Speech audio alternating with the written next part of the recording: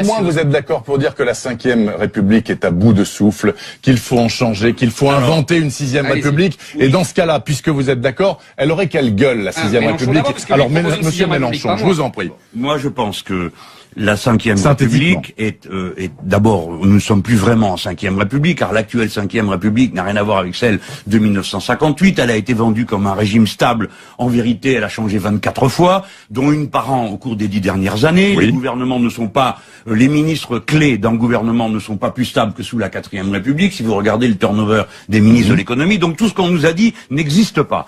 Mais c'est un régime de monarchie présidentielle qui s'est emboîté tenons mortaise avec l'absurdité de la Commission européenne, c'est-à-dire que tous les pouvoirs sont concentrés sur quelques personnes et le peuple tout entier, quoi qu'il vote, a droit tout le temps à la même politique. C'est avec ça qu'il faut rompre. Et on va rentrer dans l'ère du peuple, vous pensez un jour ? On est dans l'ère du peuple.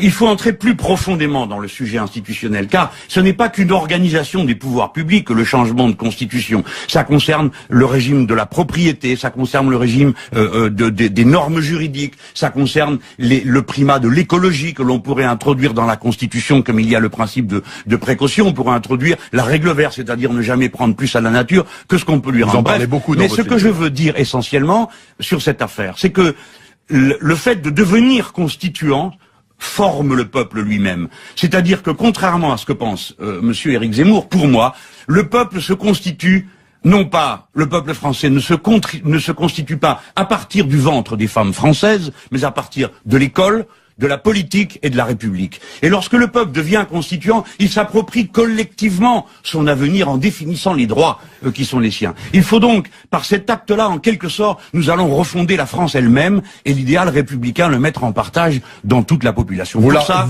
on est plus intelligent à plusieurs qu'à un seul. Il faut une assemblée constituante et il faut un pouvoir parlementaire et non pas cette grotesque monarchie présidentielle.